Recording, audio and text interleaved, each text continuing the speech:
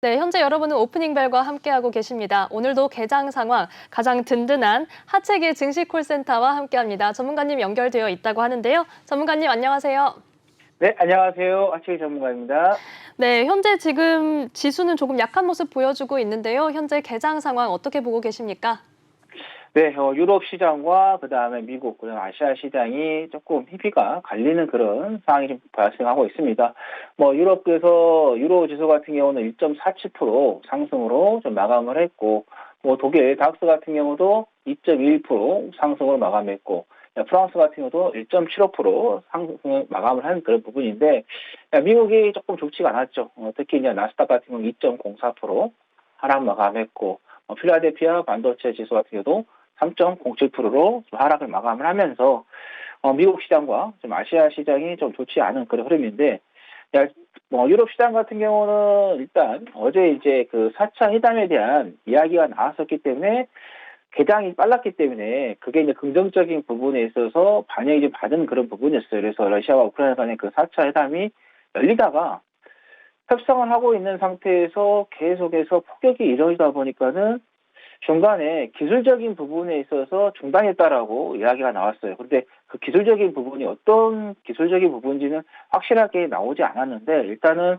협상이 교착이 됐다라는 이야기가 나왔고, 그러다 보니까는 미국 시장에도 조금 좋지 않은 그런 부분을 좀 반영을 했고, 그리고 나서 15일 재개하겠다라는 이야기가 나왔어요. 그래서 2시간 만에 결론 없이 마감했던 게 미국 시장에 좋지 않은 영향을 줬고, 현재 국내 시장에도 좋지 않은 영향을 좀 주고 있는 것 같고요.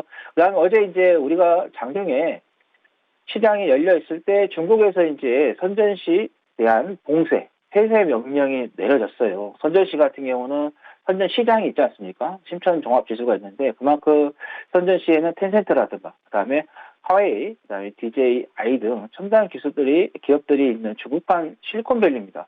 그만큼 중국의 경제에 있어서 중추 역할을 하고 있는 그 도시가 되겠는데, 여기가 이제 봉쇄가 돼버렸는데, 코로나19가 발생한 2020년 이후에 가장 심각한 코로나19 여파를 좀 겪고 있다라고 합니다. 근데 우리나라에 비해서는 그렇게 많이 나오지도 않는데, 워낙 중국 정부가 제로에 대한 이런 압박, 강박관념이 있는 것 같습니다. 2월 하순부터 해서 확진자가 400명 나왔고, 현재 선전시에는 대중교통을 폐쇄를 하고, 전 지역에 세 번째 PCR 검사를 시작해라라고 지시가 내려왔고, 그다음에 공공 서비스를 제공하지 않는 모든 기업이 이날부터 해서 일주일 동안 생산을 중단을 하고, 직원들은 재택근무하라고 요구를 했습니다. 그리고 애플 조립 업체이죠. 폭스콘의 선전 공장도 생산을 중단한 상태가 되고 있고, 그래서 폭스콘 같은 경우는 선전 공장은 생산을 중단하고 모든 직원은 PCR 검사를 받도록 했다. 그래서 생산 중단으로 인한 영향을 줄이기 위해서 다른 공장의 생산량을 늘릴 계획이다라고 지금 시장에서 말을 하고 있습니다. 그래서 하지만은 이제 시장 같은 경우는 중국은 어떻게 보면 제조업의 이제 허브이기 때문에 중국이 글로벌 분에서의 제조업을 차지하는 비중이 많죠. 그러다 보니까 글로벌 공급망 문제가 좀 심화가 될 거라는 거고, 그리고 중국 정부에서 올해 이제 성장을 5.5%로 했는데, 이게 달성하기가 좀 어렵지 않느냐라는 이야기가 나오다 보니까는 이런 영향들이 어제 우리나라 시장이 장중에 영향을 받다가 또 미국 시장에 영향을 줬다가 그다음에 또 오늘 또 우리나라 시장에 좀 영향을 좀 주고 있는 그런 부분이다, 이렇게 보시면 될 것 같습니다. 그리고 지금 이제 석유 가격이 어제 이제 유가가 이제 급락이 나왔죠. 이런 봉쇄 조치에 영향을 좀 받는 부분에 있어서 유가가 이제 급락이 나왔고, 그다음에 이제 석유 공급 안정을 위해서 베네수엘라에다가 석유 산업에 대한 제재가 완화하는 부분에서도 저울질하고 있다, 검토하고 있다라는 이야기가 나오고 있어요. 베네수엘라가 과거에는 이 유가가 상승세가 나오면서 차베스 정부에서 정말로 잘 살아는 경제가 좀 활성화되는 그런 부분인데, 그 이후에 이제 이런 제재가 좀 이루어지면서 좀 어려움이 있는데, 지금 유가가 상승을 하면서 경기 침체에 대한 이야기가 나오다 보니까 미국에서 베네수엘라에 대한 부분을 좀 제재를 좀 완화하는 그런 부분이 좀 나오면서 또 유가도 급락이 좀 나왔다, 이렇게 보시면 될 것 같습니다. 근데 좀 특이한 것은 유가가 급락이 나오면은 나스닥이 지금 올라가야 되겠죠. 근데 유가도 하락을 하고 나스닥도 좀 하락했다. 그래서 이번에 그 유가의 상승은 인플레이션의 그 유가 상승보다는 우크라이나의 전쟁으로 인한 그런 부분이 조금 많이 반영이 되었다. 이렇게 보시면 될 것 같습니다. 그리고 로마에서 미국과 중국 간의 고위급 대화가 이루어졌습니다. 이번 그 대화에서 중국이 러시아를 경제적 그리고 물질적으로 지원할 가능성에 대한 우려가 커진 가운데서 이루어졌고요. 그래서 제이크 설리번 미국 백악관 국가안보보좌관과 그다음에 양제츠 중국 공산당 정치국원이 러시아의 우크라이나 침공 및 북한 문제에 대해서 논의를 했는데요. 특히 이 러시아 문제가 조금 잘 대화가 되지 않는다고 하면은 미국과의 중국 간의 이 갈등도 다시 한번 수면으로 올라오지 않을까라는 생각을 좀 해봅니다. 일단은 미국에서 중국이 러시아에 이런 지원을 하게 되면은 화웨이처럼 강력한 중국 기업에 대해서 제재를 하겠다라는 이야기가 나왔었죠. 그래서 어제 이제 그 중국 시장이 또 급격하게 중국 시장이 하락했지만 또 홍콩 시장이 급격하게 하락했던 게 중국 기술주들 주가가 미국 시장에서 강제 퇴출되는 이런 이야기가 좀 나오기 때문에 그래서 미중 간의 갈등이 또 다시 한번 부각이 된다고 하면은 글로벌 시장에 조금 영향을 좀 줄 수 있는 그런 부분이다. 그렇게 되면은 일정 부분 국내 시장에도 영향을 좀 받을 수 있겠다라는 말씀을 드리겠고, 내일입니다. 계속해서 지금 경고를 지금 하고 있는 그런 부분인데 러시아가 1억 1,700만 달러 상당의 이 채권 이자 지금 만기일이 돌아오는데 이거를 해결할 수 있느냐 없느냐 해결한다고 하면은 글로벌 시장에 여파는 없겠지만은 이거를 해결하지 못한다고 하면은 글로벌 시장에 여파를 좀 주면서 단기적인 쇼크도 올 수 있다. 그 부분도 우리가 한 번 정도는 생각을 하셔야 될 것 같다는 말씀을 드리겠고, 그 다음에 이제 무디스에서 어제 이제 기사가 나왔었죠. 연준이 올해 최소 3회, 내년에는 3회에서 4회 정도의 금리를 인상할 수 있다라는 그 기사가 좀 나오면서 그러다 보니까는 이제 FOMC를 좀 앞두고 이런 기사가 좀 나왔는데 금리 인상은 기정사실인데 여기에서 이제 금리 인상에 대한 속도를 어떻게 가져갈 것이냐가 중요한 것 같습니다. 스태그플레이션에 대한 부분을 생각했을 경우에는 금리에 대한 속도가 조금 늦춰질 수 있겠죠. 특히 이제 우크라이나 전쟁의 이 장기화에 따라서 그런 변수가 될 수 있을 것 같은데, 하지만 또 이 10년물 국채 금리가 또 상승을 했어요. 이게 또 인플레이션을 또 압박을 좀 하고 있는 그런 부분이기 때문에 현재 2.12가 좀 잡히고 있는 그런 상황인데 페드에서 FOMC 회의에서 어떤 또 이야기가 나올지 참 힘든 그런 상황입니다. 한쪽에서는 스태그플레이션 또 하나의 인플레이션 지표는 지금 올라가고 있는 그러다 보니까는 내일 이야기가 조금 중요하지 않겠느냐라는 좀 생각이 들겠고, 근데 이제 시장에서 나오는 이야기는 어제도 말씀드렸지만은 매파적인 이야기보다는 비둘기파적인 이야기가 나오지 않을까라는 그런 이야기가 지금 나오고 있습니다. 그래서 일단은 이번에는 우크라이나 전쟁 때문에 살짝 비둘기파적인 이야기를 하고, 그리고 나서 어제 말씀드린 것처럼 코로나에 대한 이 세계보건기구에서 비상사태에 대한 종료 이야기가 나오기 때문에 이런 이야기가 스며시 나오면서 시장에 대한 기대 심리가 어느 정도 들어와 준다면, 홍풍이 들어오면서 주가가 좀 상승한다고 하면은 그때는 또 이런 매파적인 이야기가 좀 나오지 않을까. 그래서 이 파월 의장의 전략을 좀 보면은 강약 조절을 상당히 좀 잘하고 있다라는 거. 그래서 일단 우리가 파월 의장을 한 번 정도는 믿어보는 것도 좋을 것 같다라는 좀 말씀을 드립니다. 국내 지금 차트를 좀 보고 업종의 지수를 좀 보고 말씀 좀 드려보면은 지금 시장이 시가 대비해서는 빨간불이 좀 들어왔죠. 워낙 국내 시장 같은 경우는 작년에 3번에 걸쳐서 미리 금리를 상승을 했기 때문에 선반영이 된 그런 부분이 조금 있습니다. 오늘 좀 수급을 좀 봤을 때도 그렇게 좋은 수급은 좀 아니죠.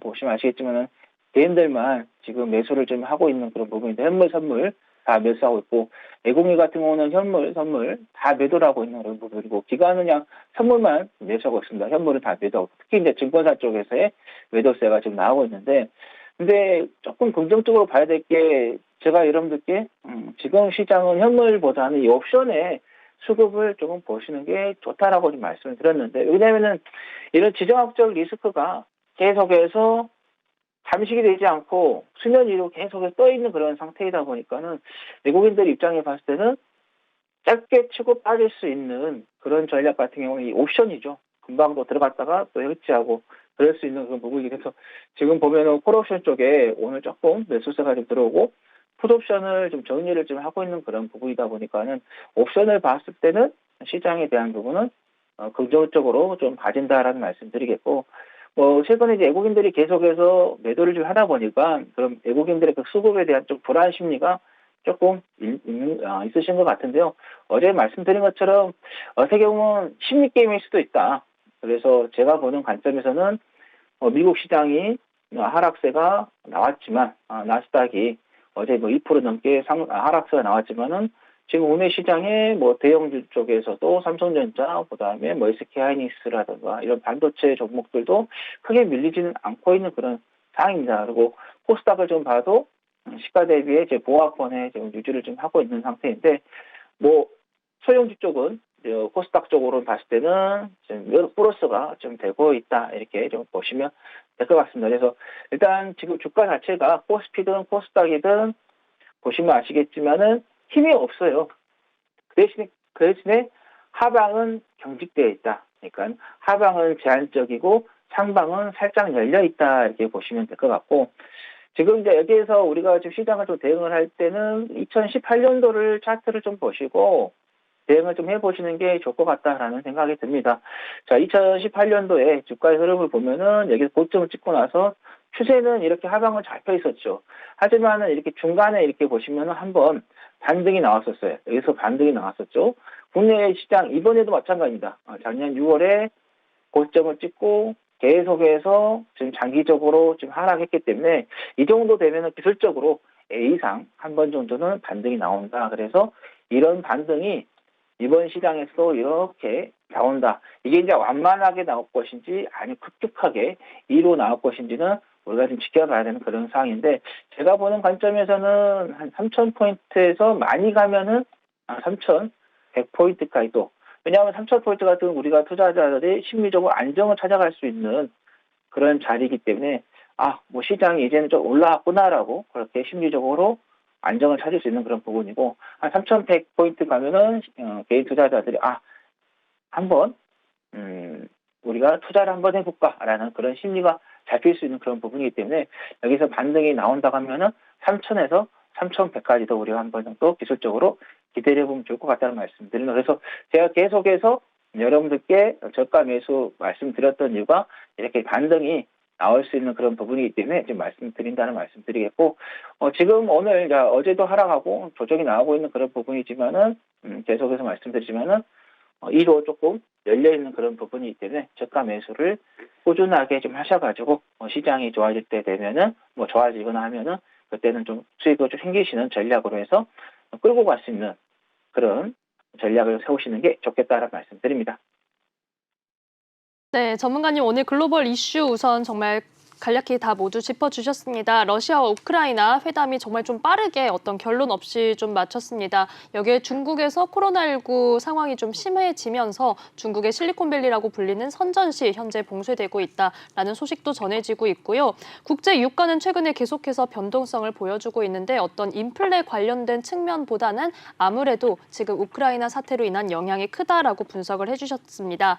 특히 우리 시장에 대해서는 지금 수급에 대한 우려가 크시겠지만 옵션 시장의 수급 같은 경우는 외국인 투자자들 일부 매수세가 유입되고 있기 때문에 이 부분도 어느 정도는 긍정적인 시그널로 해석을 해볼 수 있다라는 말씀을 해주셨고요.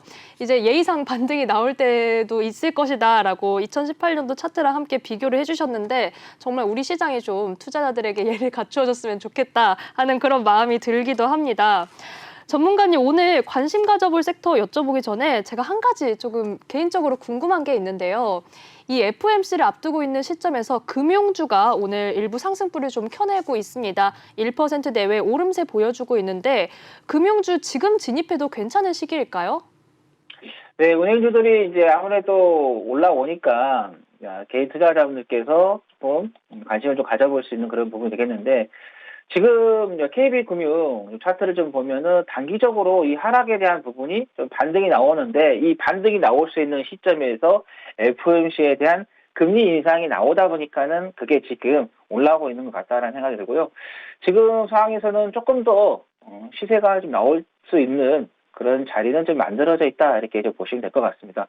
하나금융 지주 같은 경우도 단기적으로 내려왔는데 여기서 단기적으로 돌아서야 할 자리에서 모멘텀이 만들어졌죠. FOMC에 대한 부분이 나왔기 때문에 그 부분도 우리가 좀 긍정적으로 보시면 될 것 같다. 그래서 일단은 이 FOMC를 앞두고 결과가 나오기 전에 지금 먼저 움직였기 때문에 이게 또 이제 결과가 나오고 나면은 조금 시들해질 수가 있어요. 그래서 이 부분에 있어서는 우리가 분봉을 보고 트레이닝 관점에서 좀 보시는 것도 좋을 것 같다는 말씀 드립니다. 네, 현재 지금 차트를 분석을 했을 때에는 시세가 조금 긍정적인 측면에 있기는 하지만 FOMC 결과가 나오고 나서는 또 다르게 움직일 수 있기 때문에 분봉을 살피면서 트레이딩 측면으로 접근해 보자라고 말씀을 해주셨습니다. 그러면 오늘 장에서 관심 가져보면 좋을 섹터 어떤 게 있을까요? 네, 어제 이제 방송 끝날 때쯤 말씀드렸는데 제약 바이오를 조금 관심을 좀 가져보시는 게 좋을 것 같다는 말씀 드립니다. 네. 지금 뭐 우크라이나 문제라든가 중국 문제 이런 것들을 비껴갈 수 있는 그게 지금 제약 바이오고, 그다음에 윤석열 당선인의 그 공약집을 봐도 또 제약 바이오 업계에 좀 따랐을 때도 뭐 감염병에 대한 대응 체계를 좀 강화하기 위해서 백신 치료제 강국으로서 도약을 적극적으로 지원하겠다. 그리고 보건 안보에 대한 확립이라든가 국부 창출을 위해서 또 국무총리 직속에 제약 바이오 혁신위원회를 설치할 계획이다라고 이야기를 했습니다. 그래서 디지털 방역 등에 대한 뭐 국가 R&D 지원을 전폭하겠다라고 했기 때문에 그래서 제약 바이오 우리가 정책적으로서도 관심을 좀 가져보자라는 말씀 드리겠습니다. 네, 현재 지금 제약 바이오 섹터 말씀을 좀 해주셨습니다. 정책적으로 수혜를 입을 수 있는 전망도 있다라고 분석을 해주셨는데요. 그러면 해당 섹터에서 오늘 관심 가져보면 좋을 종목에는 어떤 게 있을까요? 네, 아이센스를 말씀드리겠습니다. 이게 혈당 관련된 회사, 측정 회사가 좀 되겠는데 네. 자가 혈당 측정 기기 및 혈액 분석과 같은 바이오 센서를 제조를 하고 판매를 좀 하고 있는 회사고요. 주요 제품으로 뭐 혈당 측정기 및 뭐 스트립, 그다음에 혈액 분석기, 혈액 응고 측정기 및 스트립이 되겠고, 지금은 보시면 아시겠지만 우리나라가 초고령화 사회에 대한 문제가 발생을 좀 하고 있습니다. 그래서 나이가 먹을수록 우리가 만성 질환 환자가 증가할 수밖에 없습니다. 그래서 누구나 아프지 않고 살아갈 수 있는 그런 마음은 다 동일할 거예요. 그래서 이런 치료 쪽에 대한 관심은 계속해서 우리가 시간이 지나면 지날수록 더 높아질 수 있다라는 거 말씀드리겠고, 그다음에 이제 우리나라 사람들이 이제 식생활이 오래전부터 이제 서구화가 됐어요.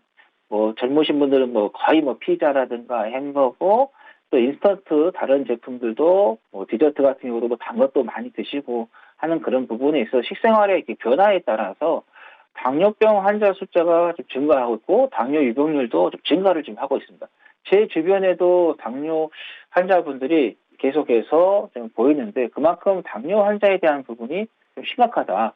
근데 대선을 앞두고 병원 측에서 국민의힘 선대위 측에다가 이걸 전달했는데 500만 당뇨 환자들에 대한 부분에 있어서 혈당 관리, 뭐 치료 환경 개선에 대한 인프라 확대를 이야기를 했고요. 그다음에 소아, 청소년, 그다음에 청년, 뭐 임신부 등에 대한 다양한 계층과 당뇨병 유행에 따른 요구와 필요에 부합한 실질적인 환자 지원 정책, 그리고 당뇨병과 환자에 대한 인식 개선에 대한 이 정책을 공약을 전달했는데 그거를 국민의힘 선대위 측에서 긍정적으로 받아줬다는 거죠. 그래서 제약주 중에서도 우리가 당뇨병 학회에서 이걸 제공을 했는데 긍정적으로 받아줬기 때문에 그래서 당뇨병 관련된 이 치료제로서 측정기로서 한번 우리가 관심을 가져보자. 저도 이제 주변에 있어서 한번 이 측정기로 해서 검사를 해봤는데 신속하게 빠르게 나오니까 또 확인하기도 좋고 우리가 매일매일 체크하는 데서도 도움이 되는 그런 부분도 있었죠. 그래서 아이센스에 대한 부분은 우리가 조금 긍정적으로 보시면 될 것 같고, 그다음에 제약 바이 쪽에서 실적이 나와준 애들이 있고 나와지 않는 애들이 있는데 아이센스 같은 경우는 제약 그 바이오 업체 치고는 실적이 잘 나와주고 있다. 올해 같은 경우는 작년 대비해서 영업이익이 조금 감소합니다. 하지만은 내년에 또 영업이익이 또 크게 또 증가를 하는 그런 부분이기 때문에 그래서 올해, 내년 이렇게 봤을 때도 실적이 좋아지는 그런 부분이고 영업이익률도 꾸준하게 증가하는 그런 상태가 좀 되겠고 그다음에 배당금도 꾸준하게 매년 좀 지급을 좀 하고 있다라는 말씀 드립니다. 그래서 또 BPS 같은 경우도 잘 나오고 있는 그런 부분이기 때문에 우리가 좀 과이센스 주가가 지금 보시면은 조금 조정이 나왔다가 충분히 다시 올라갈 수 있는 그런 부분인데 그래서 일단은 주가의 좀 흐름을 좀 보면은 이렇게 좀 파동을 치면서 가고 있습니다. 2020년에 한 번 올라갔다가 조정 나와서 또 2021년도에 9월 달에 찍고 났다가 다시 또 조정이 나오면서 그래서 파동이 보면은 이렇게 크게 사이즈가 좀 움직였다. 예, 파동에도 큰 사이즈가 있고 작은 사이즈가 있는데 이거는 빅 사이즈를 움직이고 있는 그런 부분이고 최근 단기적인 상승세가 나왔기 때문에 또 60일선의 저항을 맞기 때문에 이렇게 해서 이중 바닥을 치고 또 갈 수도 있는 그런 부분인데 일단은 지금 자리에서 매수하셨다가도 조금 빠지면은 이중 바닥 자리에서도 추가 매수하셔서 분할로 해서 가지고 가신다고 하면은 작년 9월 달에 만들었던 38,550원은 충분히 돌파할 것으로 예상이 된다는 말씀 드립니다.